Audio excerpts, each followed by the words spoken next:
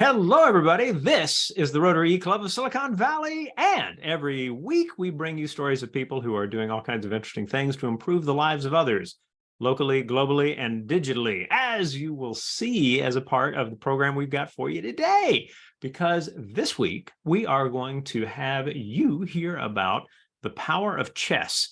Our members already know something about this because they've gotten to know Deacon Christopher Major, who one of our members, who's actually on the call too. We'll introduce him later as well. And it is nothing but fun to get this story from somebody who helped Christopher see possibilities in this as well. So we're going to welcome Elliott Neff, a national master in chess and founder and CEO of Chess for Life. What does that do? Well, you may have read a little bit about it in the intro as you were reading down the page. If you're watching this video from our Rotary.cool meeting page, or you may see it in the description on the YouTube page. But either way, I will let him jump into the story because he is the person we're excited to hear from. Elliott, welcome to the Rotary Club of Silicon Valley, and thank you for giving your time to share the story with us. Thank you, Rushton. It is a pleasure to be here, virtually, of course, and the opportunity is present for us to connect locally, globally, which is what we're going to talk about the game of chess, and we get to do it ourselves through technology like Zoom. You know, not so long ago, if I was trying to do this, I would be flying all the way to meet you, and then we would meet in person, and now we have these opportunities to connect rapidly. So a pleasure to be here, a joy to be here, excited to share. And I'm going to touch on just two aspects, primarily, of the game of chess impacting positively communities locally, globally. I hope you have fun with it. I'm going to go fast because there's a lot more I could talk about. So love to get some questions at the end. But are you ready to dive in? Awesome. So let me share my screen here. Here we go.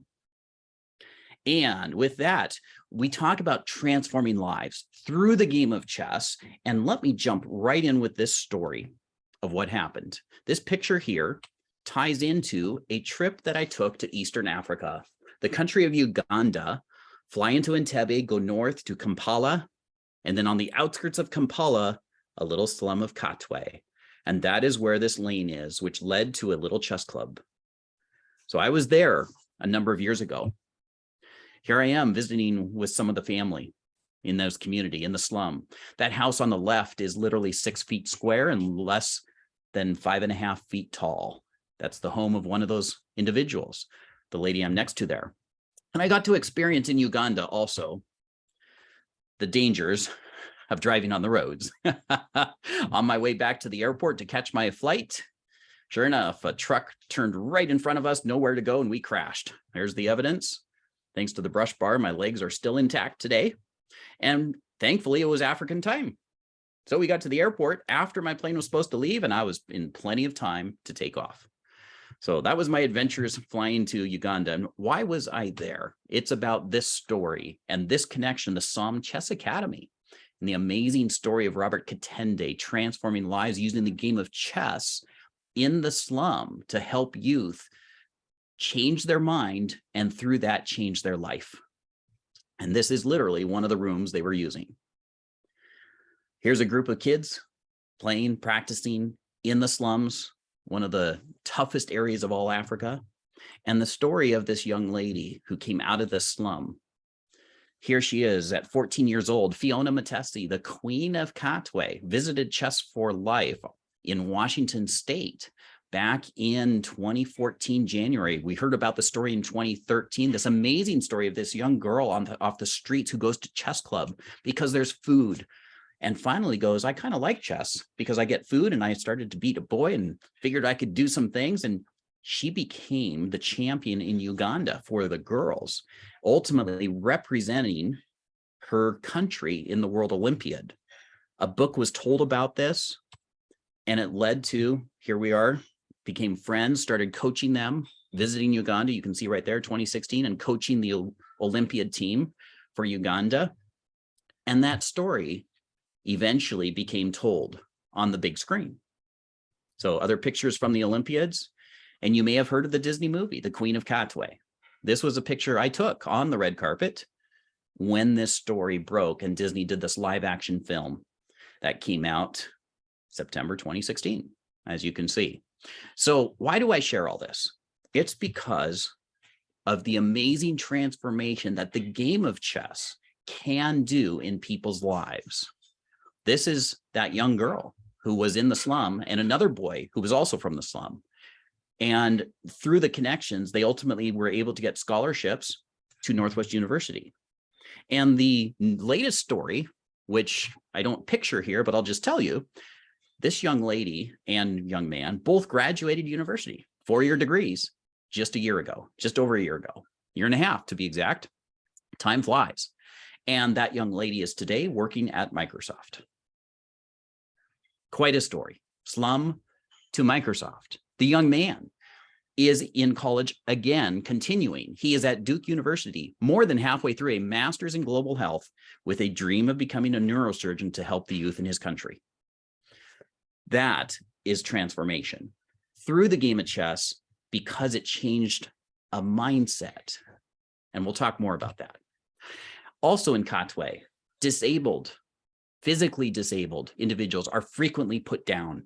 And I was able to travel past a place here, and this is one of the many youth that are now playing chess that has opened doors and given them opportunities, where this young man represented their country at the first ever World Chess Championships for the Disabled. And that program has continued, and the doors have opened. And this young man, from being put down, has become a hero in his hometown. Once again, opening doors, providing opportunity where people may not have otherwise any opportunity. This was the World Chess Olympiad, continued in 2018, coaching the team in Georgia, the country of Georgia, not the state of Georgia. That's what's flying to the Black Sea and supporting that program. But here's where the vision continues. The gentleman, Robert Katendi, who launched that project, he was using soccer to impact his community. And then he added chess for many who did not have the physical ability or other. His dream is to impact those youth even further. I just interviewed him in the last couple of months, and his outreach from one little chess club teaching life skills through the game of chess that we have partnered and supported for these years has impacted now over 25,000 kids from the slums. And out of those 25,000 kids, 29 college degrees have come from living on the streets to college degrees. Many of them STEM focused. Scientists, engineers, software engineers, medical doctors, you name it. Who could believe it if you didn't see it in action? The dream of this man is to now build a school rather than just trying to find funding to help these kids learn how to think differently and then give them opportunity for education. He hopes to build a school that will house the youth and allow them to study chess for the problem-solving skills and the many other things we'll talk about, high quality education, and computer science. And what you see here is a broken down space where they're already starting computer classes. They're not waiting for the dream to come to fruition. They're already doing what they can with what they have, as they always do. And so there is the gentleman himself, Robert Katendi, and the Robert Katendi Initiative. This is one example of how chess is globally positively impacting youth through even just one man's effort, similar to what Chess for Life does throughout North America. There is one of the locations that is that young lady from the movie, Robert Katendi, the founder, who have made such a difference. I want to switch now to another topic, and we can go into Q&A and dive into that story and the dream and those things happening, no problem. But I want to switch to a completely different angle. Preschools and chess. What in the world? Some people go, what is a good age to start with chess? We know chess is a good game for the intellect. When should you start? Well, honestly, when they're born is a good time to start, not before. Okay, a bit of a joke there. Of course, they could have a binky and chew on chess pieces. This is my son when he was 2.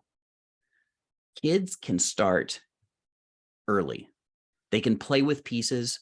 But what am I saying? Am I saying that a 2-year-old plays a good chess game? That is not what I'm talking about. And that is not what we're trying to achieve. We're talking about educational success and life skill development through the medium of the game of chess. Let's talk about this a sec. Did you know that poverty level preschool kids who start behind, who arrive at kindergarten behind, they stay behind? Over 2/3 of kids who score 2 years behind on the kindergarten readiness assessment coming from these poverty challenged backgrounds, over 2/3 will not graduate high school.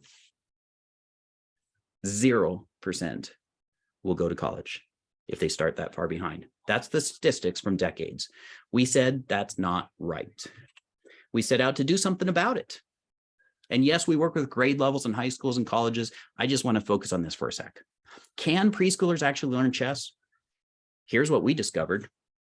In every game, we say kids can what? Win. You can draw. That means neither side wins the game. And what else can happen?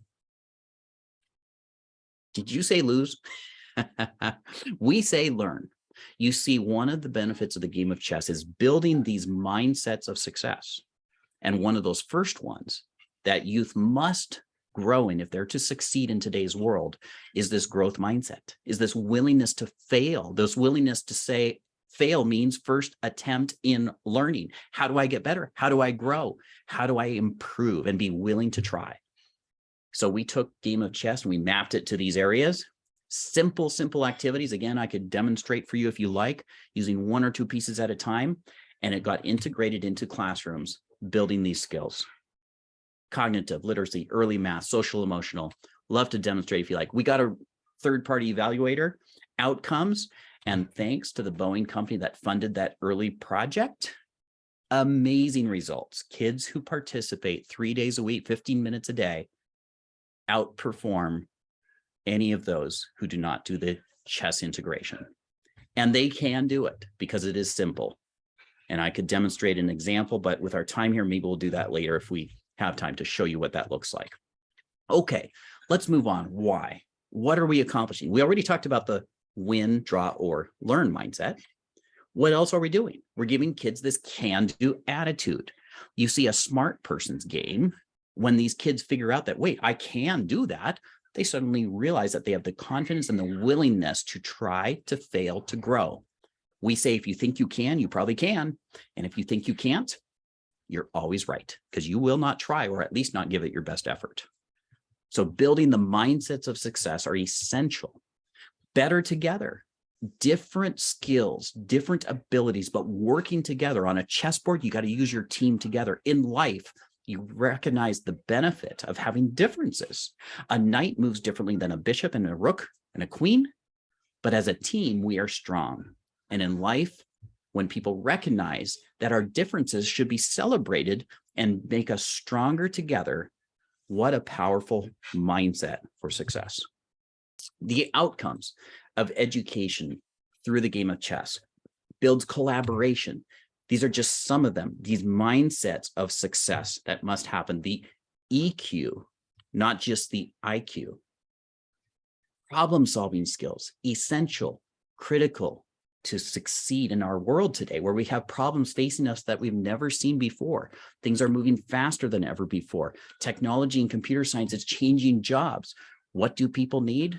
A foundation, the capability of working together to solve these problems.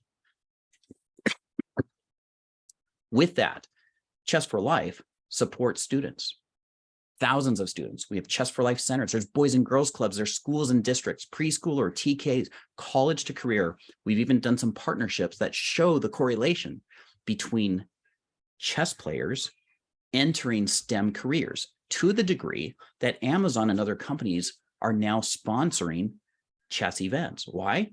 Because those are their future employees. So imagine using the game of chess to give youth of all ages an opportunity to advance. This is a picture from very recently, a district in Florida. The time of this talk here, less than a week ago. And look at the youth of all ages participating in the district championships in person. Look at the reach that chess is now doing when you look at the national championships photo of just a couple of years ago. So chess as a vehicle is an amazing opportunity to transform kids' lives. And that is what we are about with this mission to impact 1 million kids a week with life skills through the game of chess. I bring this full circle to what you could do. And one more element about Robert Katendi and this group in Africa. His belief and his statement was, it is not your circumstances that matter. What matters is what you do with it and how you think about it. That is the same problem we face everywhere in the world. And our mission is to bring that value through the game of chess to as many kids as possible. If you want to learn more, there's tons of free resources we have links to. You can follow stories on YouTube and our channels. You can find out more about pre-K, TK school, wherever you have interest. If you wanted to do something with what you've heard, start a conversation, discover, learn more. If you want to reach out, we got all kinds of resources.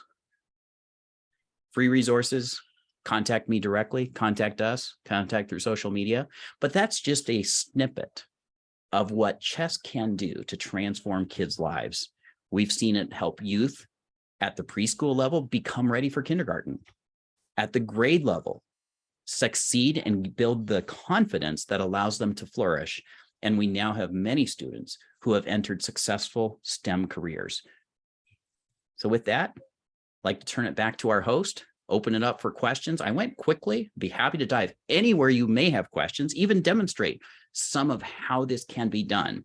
But I wanted to create that awareness that chess is an amazing vehicle for transforming kids' lives, whether it's preschool, grade school, high school, college, whether it's here in the US or throughout the world.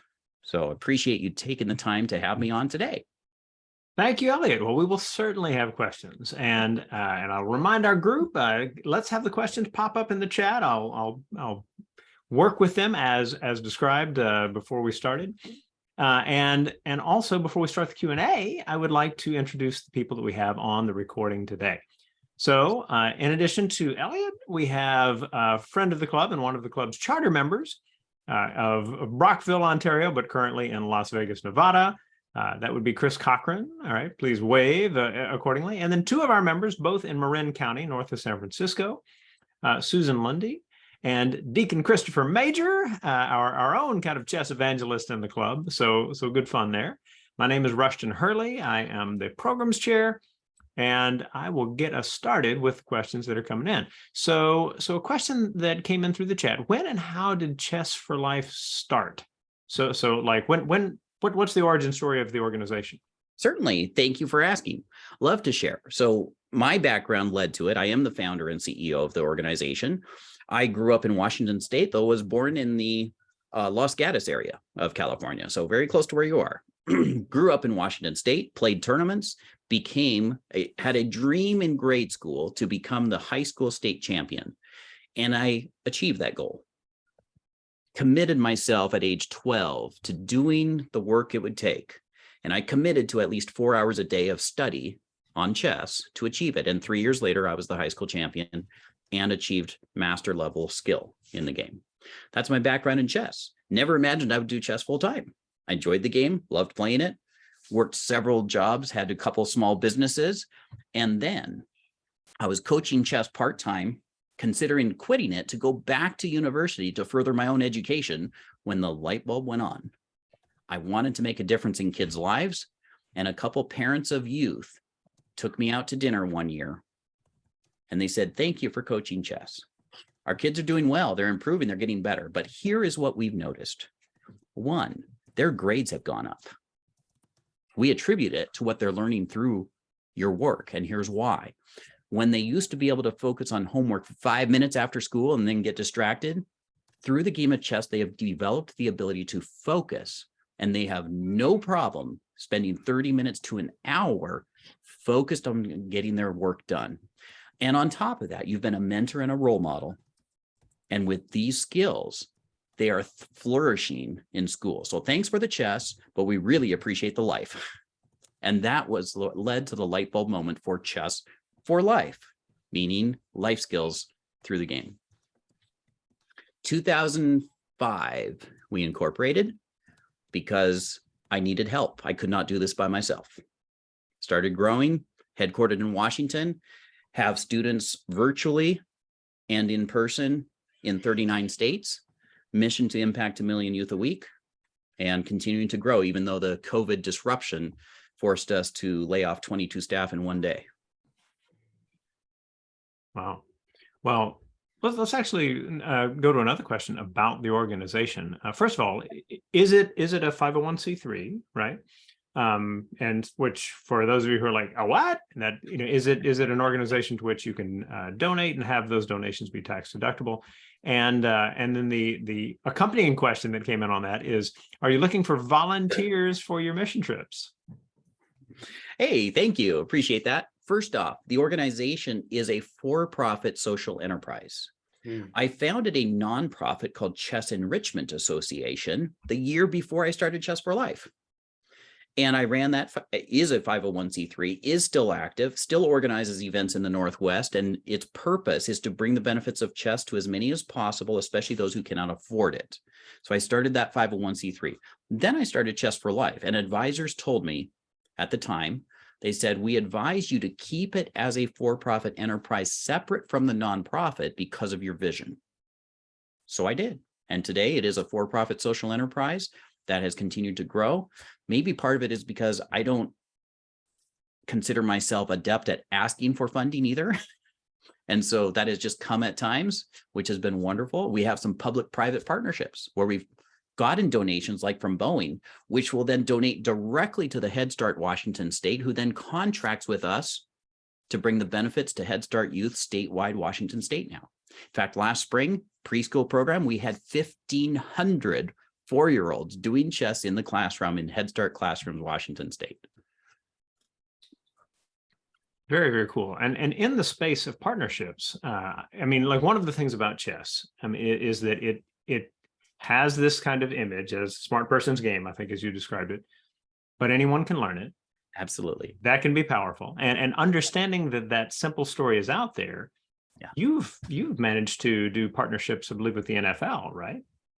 That is correct. We have done some really fun, exciting partnerships to bring chess to those who might not otherwise think of it. So one of those was saying, kids who might not think of it, but yet everybody in the US has some sports heroes of some kind, and which is more impactful than the NFL in the US? And of course, you could say all of them have their own reach, of course. So pre-COVID, we ended up with a connection that led to some early work with the NFL Sisters in Service, NFL alumni. And it was a joy to do this. So what we did is we have a way to introduce the game of chess that is really fun for kids. But to make it even more exciting for a kid who might not go, yeah, chess, what we had was this partnership where the NFL players came out and they were the volunteers to teach the game through our workshops to youth. In fact, I have a favorite football of mine signed by a whole bunch of NFL players. There were at least 4 or 5 Super Bowl rings from those volunteers, and all of them sat down with us at an event in Miami right before the 2020 Super Bowl. And we had a community event, and we introduced the game of chess to over 60 kids who might not otherwise do so. And in our special event, at every station where they were learning how to do this, they got an autograph from the NFL player helping them.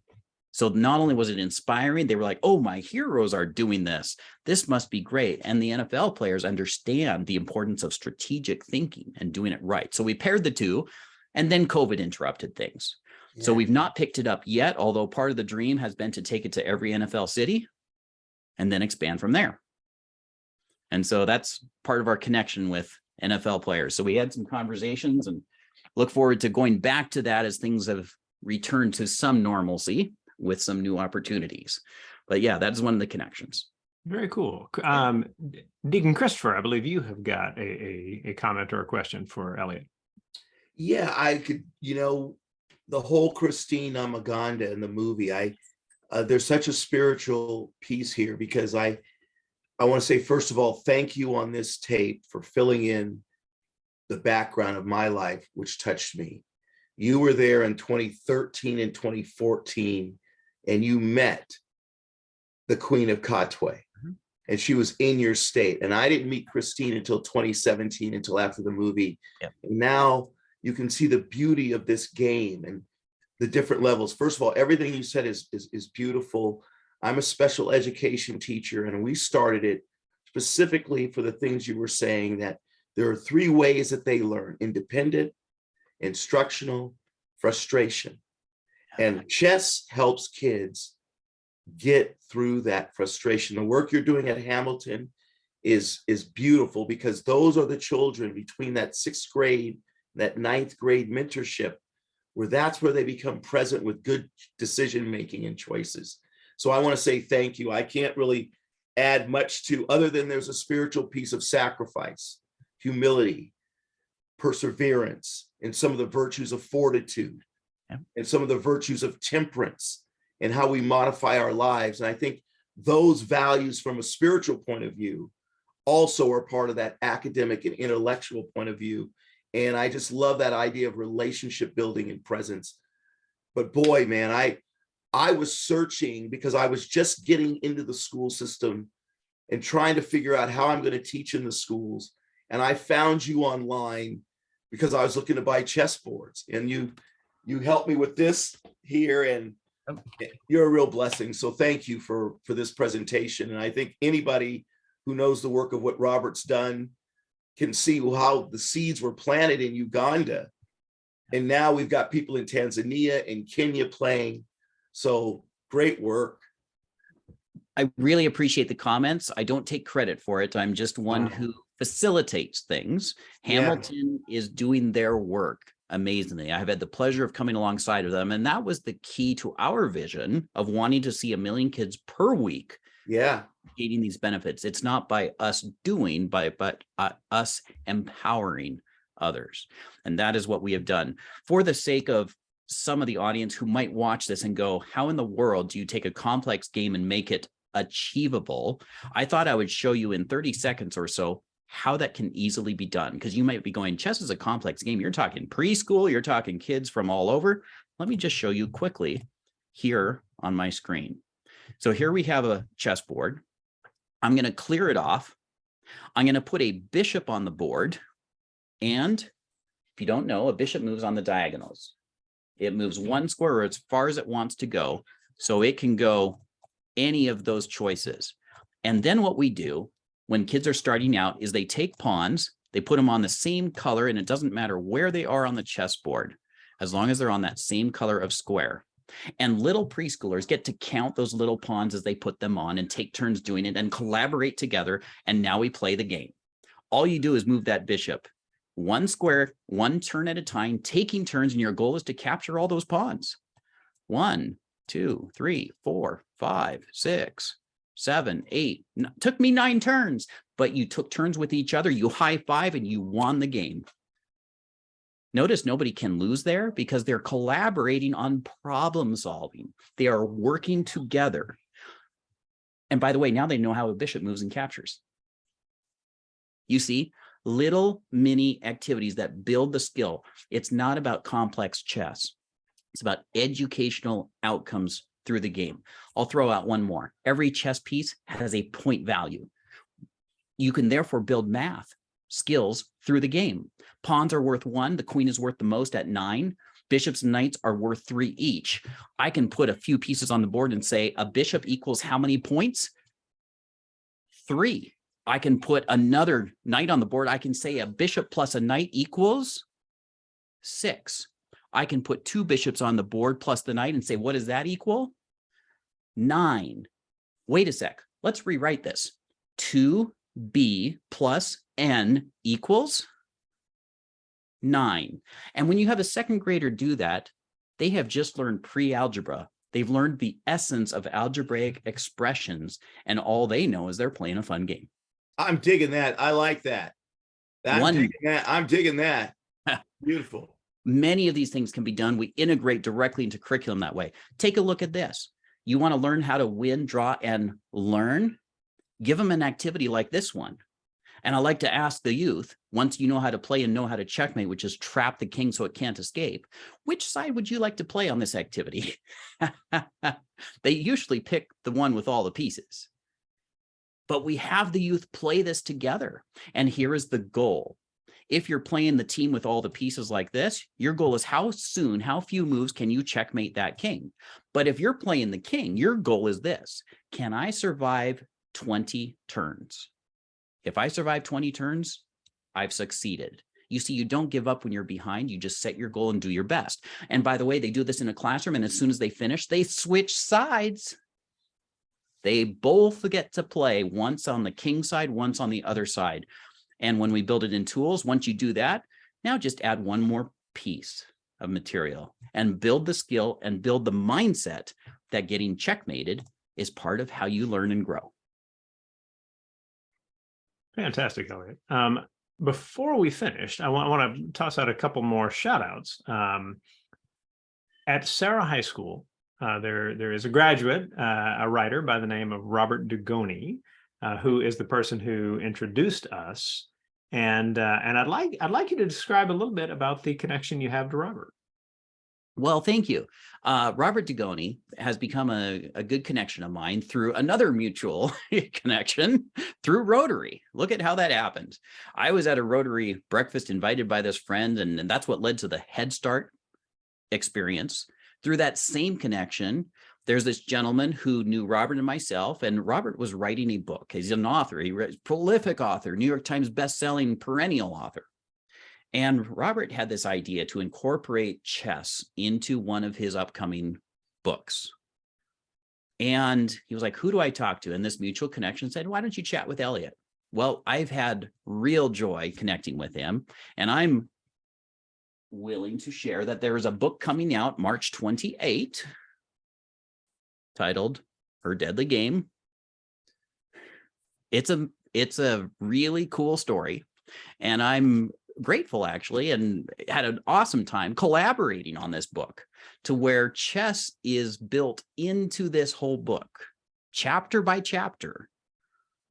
And there are some elements here I'm not going to tell you about, but I'll see if you read the book, if you can discover what is going on from both the story and the chess game.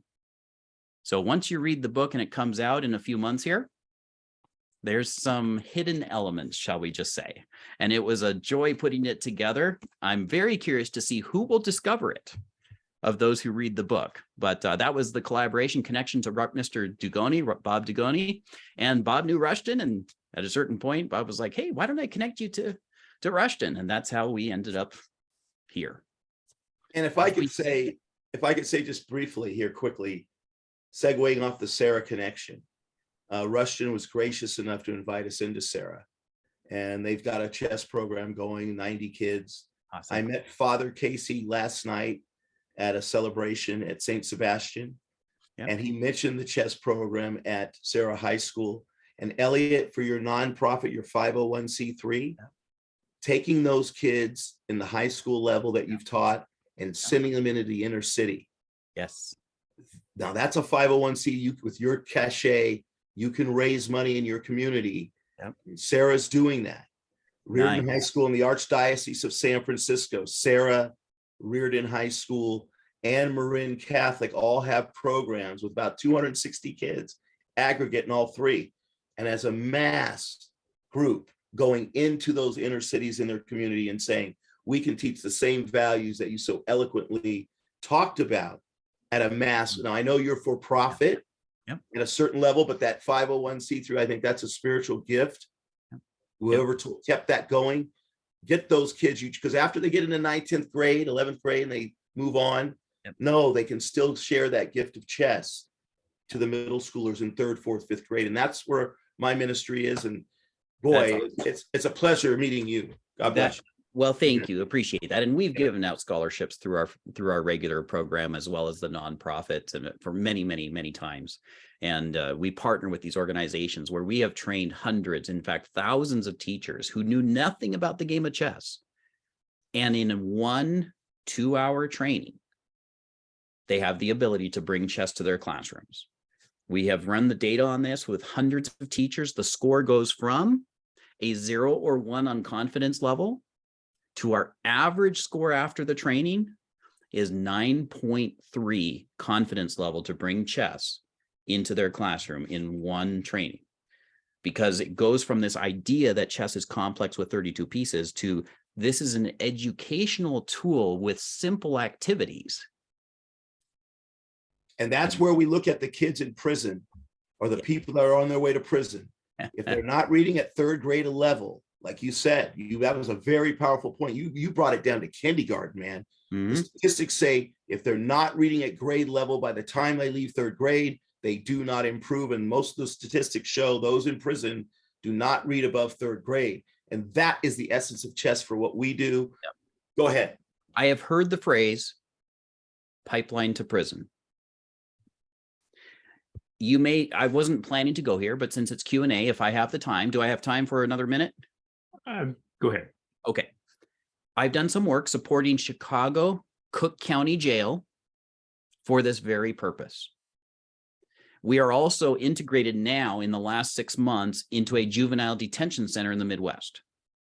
Here is the outcome of chess integration in Cook County Jail, largest jail in the US. I've been there a couple of times. I've met with the person in charge of chess. Again, I don't take any credit. I just supported where I could support. They were doing this. I heard about it and went out and supported them. They contacted me in the last 2 years during COVID to give me the latest update. Over their years of integration, they have tracked every participant, hundreds and hundreds of participants going through a chess integration, from learning the game to participating to competing to graduating the chess program for the inmates. The outcomes, when they reported it back to me, I went in there in person, spoke to the chief warden and the chief jailer. I asked them, why do you like chess? Their response, we don't like chess. Okay, what's up with this? You're supporting chess. I said, so why is it that you support the game of chess? They said, well, it's pretty simple. We like it when there are fewer fights. They said they have seen that chess leads to problem solving, impulse control, and fewer fights. Here's what the data came out during the first COVID year, 2020, the data was reported to me. They have, recidivism is a big issue, right? The cycle of in and out. Of the hundreds who have graduated chess, 0% have returned. 0. Hundreds. It was so dramatic. Okay, I almost said something that I've been asked to not say publicly, and this is being recorded. So let's just say this, that it is so dramatic that it is being considered now to reduce sentences based upon if they've graduated chess because of the data. Very powerful. Fascinating what's come out. Because of that, we've now launched a juvenile detention integration program. So these are all the kinds of things, how chess is for changing society in a positive way, giving our youth, giving everyone the mindsets of success and giving them the skills, the problem-solving skills, what to do. You don't have to be a victim of circumstance. Whatever place you're in, what you think is what you get. I wanted to say one more thing about Robert Katendi. I love to share this. He has this vision of a school that will bring these benefits further. Right now, he raises funds and he supports youth going to school. He wants to build the school. It'll be much more cost effective and it'll bring chess, STEM education, computer science, and the best quality education. His vision is powerful. The plans are already drawn. And I went with him to a person's place in Seattle by the name of Paul Allen before he passed away. The funny story is we're sitting there waiting for Paul to come. And he turns to me and says, who's this Paul guy? He emailed me and said he would like to meet me. He had no idea who Paul Allen was. This was before Paul passed away, sadly. Paul was so ill that day, Paul could not meet us. But his head of philanthropy met and made a donation. And through those support, Robert Katendi has the land purchased and ready to build in Uganda. What he lacks is the funding to build the actual school. But the model is brilliant. Chess player at work here. They anticipate 40% of students will pay for the high quality education from the wealthy, and 60% will be the kids from the slum, self-sustaining model. At some point, we're going to make it happen. That's not sure how yet, but it is his dream. And I love to share that because that's the work underway. That's the Fantastic. reality. That's the reality of the world, that you have to let the wealthy in Uganda, in these poor country, pay. And when I was there, I had my big heart, as that Russian said, leading with my heart. But the reality is, you have to, the wealthy will pay, and that will help the others. God bless. Amen. All right. Well, fantastic material, fantastic story. Thank you so much for the time. All of you who have joined us, please let us know you're here. If you are on our website and you scroll down a little farther, you'll find the attendance form. Please fill that out.